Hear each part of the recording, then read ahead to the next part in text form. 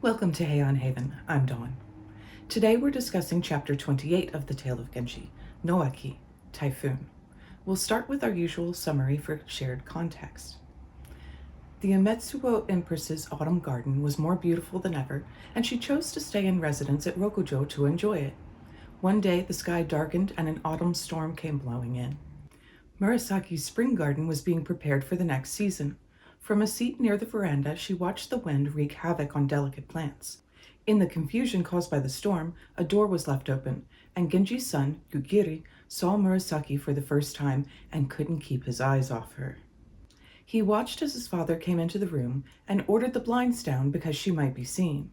Withdrawing from his peeking spot, Yugiri then announced himself at the veranda. Genji looks at his son with suspicion.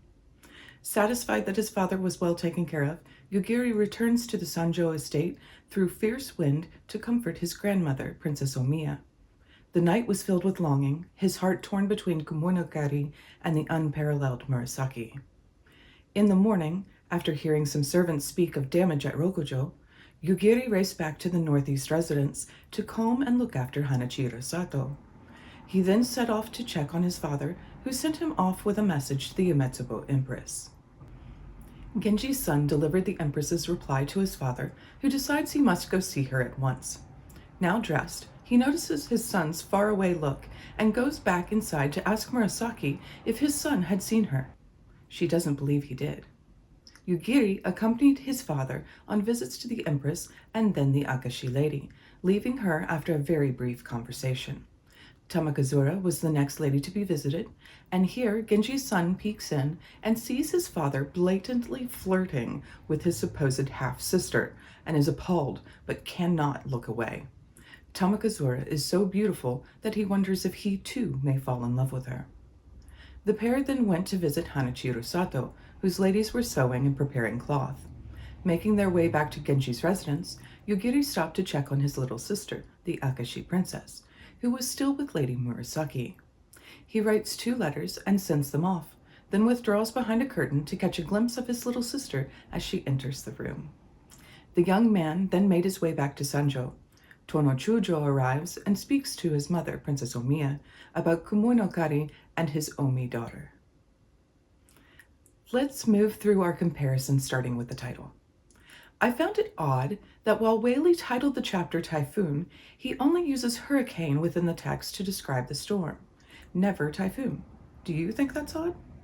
Speaking of odd, Washburn is our odd man out with the title this time, calling the chapter an autumn tempest rather than typhoon as the others did.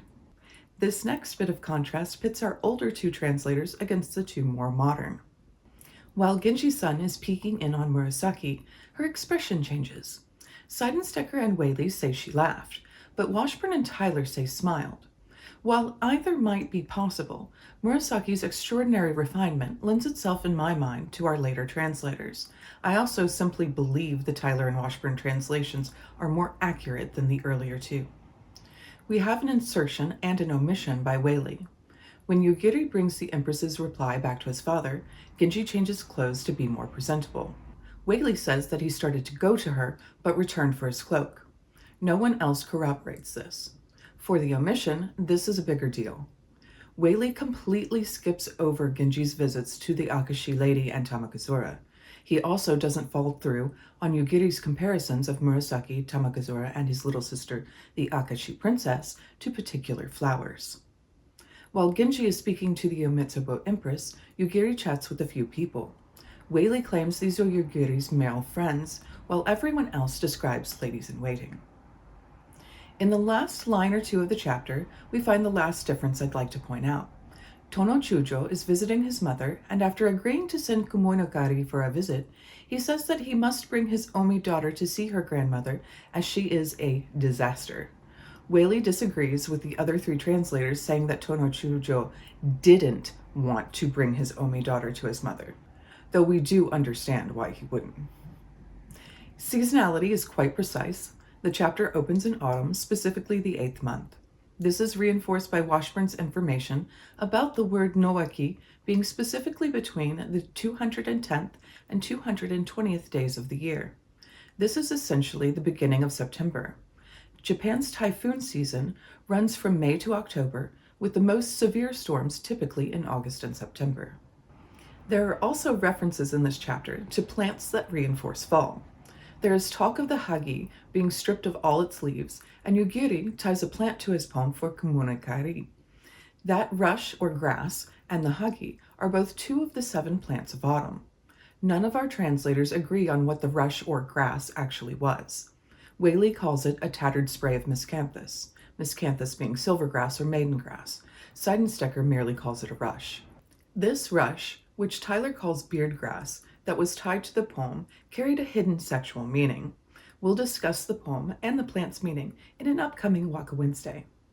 Time for cultural references.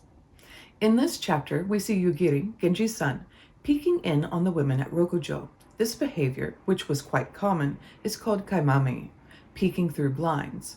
We've seen this before from Genji in chapter 3, as he peeked in on the young wife of the governor of Iyo and her stepdaughter while they played Go, and later in chapter 5, as he peeked through a fence at the young Murasaki. In this instance, Murasaki, Tamakazura, and the Akashi princess are all caught in Yugiri's gaze. With Murasaki, it was an accident. A door left open and all the screens in the room being put away due to the wind gave Yugiri a clear line of sight. And he was held fast by her beauty, which he compared to a cherry blossom. Accompanying his father as he made the rounds to the various women at Rokujo, Yugiri was curious about his half-sisters and found ways to peek in on both of them.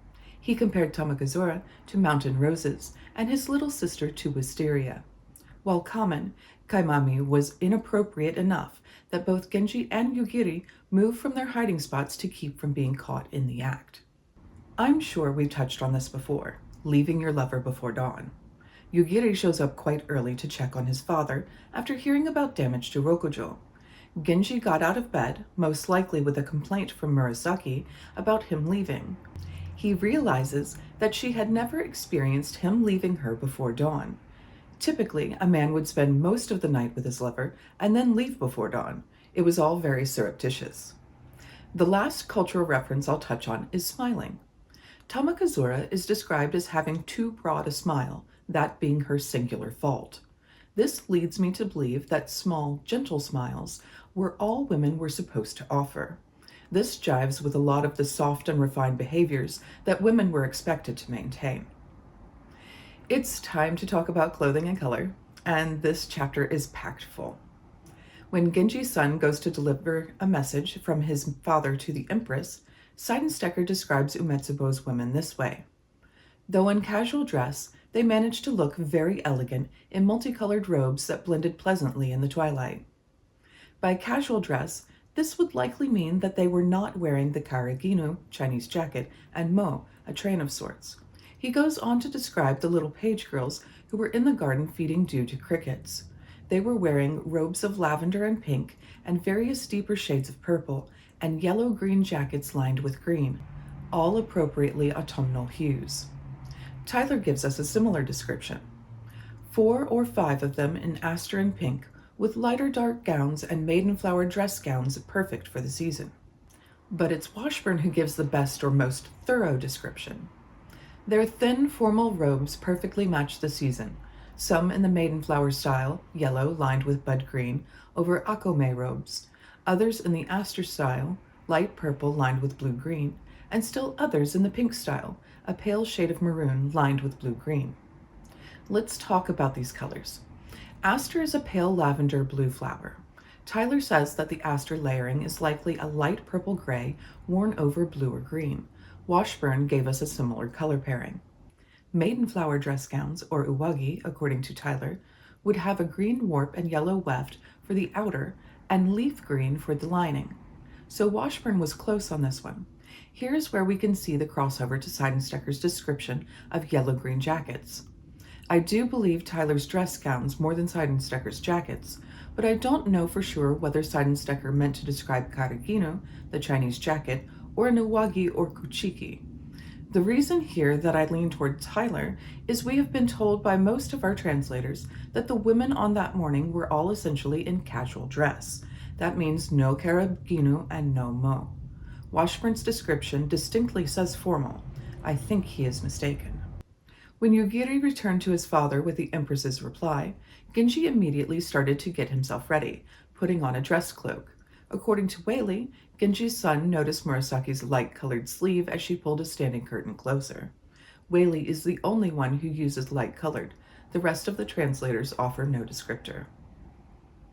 At their next stop, the little girls at the residence of the Akashi lady were also wearing informal robes. The Akashi lady as well was dressed informally in soft, meaning not starched, robes. In deference to Genji's visit, she slips on a semi-formal robe, a kuchiki.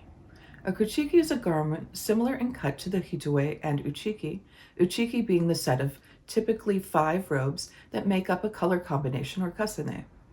The kuchiki, which means small uchiki, was actually cut smaller than the robes under it to help show off the layers underneath. It is a semi-formal garment appropriate for receiving guests. When describing the scene at Hanachido Sato's residence, Waley says the ladies were placing quilts and winter cloaks over lacquered frames and had beaten out a beautiful robe. Silk is beaten to make it lustrous. Everyone else describes fabric that is being prepared to be made into robes. Seidensticker says these fabrics were a red silk beaten to a soft luster and a gossamer silk in saffron. This saffron color, called ochre by Tyler and dry leaf tan by Washburn, is kuchiba in Japanese. All of our translators talk about the skill involved in the dyeing of the cloth being worked, Genji himself realizing that Hanachido Sato's skill was equal to Murasaki's. One of the silks had a floral pattern that was dyed with what Seidensticker calls new flowers. Tyler says that they are day flowers, and Washburn says that they are either day flowers for blue dye or safflowers for scarlet. Interesting fact, depending on how the dye is treated, you can achieve many colors from safflower dye, yellows, pinks, and a variety of reds. The yellow is stable, but the pinks and reds are not light fast, which made them all the more desirable. I want to experiment with safflower dye eventually. When Yugiri peeks in on the Akashi princess, she is wearing a lavender or gray-violet robe. When we were reading about the page girls, we're told that the colors they were wearing were all appropriate for fall. This includes a variety of purple shades, some pinks, pale maroons, and the yellow-green of maidenflower. The Akashi princess is definitely dressed properly for the season. Near the end of the chapter, the scene at Sanjo is briefly described. Many of Princess Omiya's ladies had taken full vows, becoming nuns, and stayed with their mistress. Waley describes their look as a somber and unbecoming disguise. Somber, sure, but unbecoming is not what our other translators describe, the exact opposite actually. Seidensticker calls it somber beauty. Tyler says, it was the handsome nuns in the modesty of their inky habits who really gave the scene its moving quality. It was invigorating to have a large array of clothing and color references in this chapter, after chapter 27 having none. I hope you enjoyed hearing about them. Let me know if you have any questions. I'd be happy to make a bonus Q&A episode or deep dive into the safflower dyeing process. What stood out for you in this chapter? Let me know in the comments. Thank you for watching. Join me next time for chapter 29, Miyuki. Subscribe if you'd like to explore the Heian period of Japan with me through the Tale of Genji.